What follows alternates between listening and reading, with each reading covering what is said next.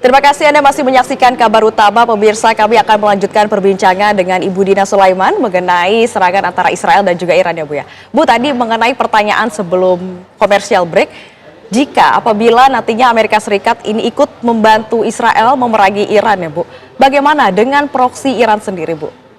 Ya, ketika memang Amerika Serikat betul-betul melakukan tindakan irasional ya, kalau perhitungan rasional dia nggak akan melibatkan karena cost-nya terlalu tinggi. Tapi kalau Trump yang memang sulit diduga ini gitu mengambil keputusan yang irasional dan menyerang Iran, Iran sendiri sudah punya skenario. Yang pertama yang disampaikan oleh para elit Iran ya, yang pertama akan menutup Selat Hormuz. Dan kita tahu hampir sepertiga suplai minyak dan gas dunia lewat sana. Artinya itu merugikan semua pihak. Kita bisa mungkin menghadapi resesi ekonomi ya, karena harga minyak dan gas akan naik.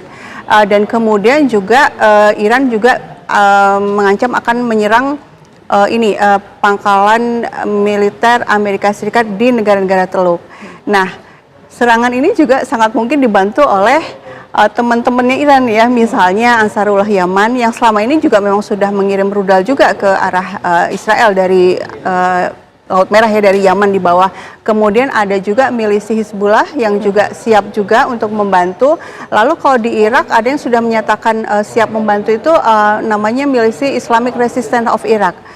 Dan kita tahu di Irak juga ada beberapa pangkalan militernya Amerika juga. Jadi sasaran pertamanya adalah pangkalan militer Amerika Serikat yang ada di Irak. Jadi sebenarnya dari sisi ini buat Amerika justru sangat membahayakan mereka sendiri ya kalau memang memutuskan untuk menyerang Iran.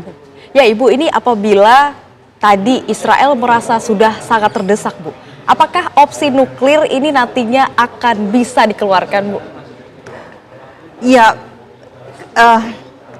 senjata nuklir itu sebenarnya deterrence ya, hanya untuk berjaga-jaga, hanya untuk menakut-nakuti ya.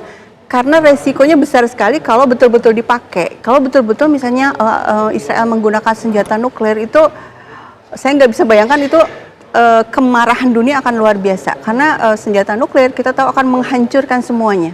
Jadi beda dengan senjata konvensional kan gitu.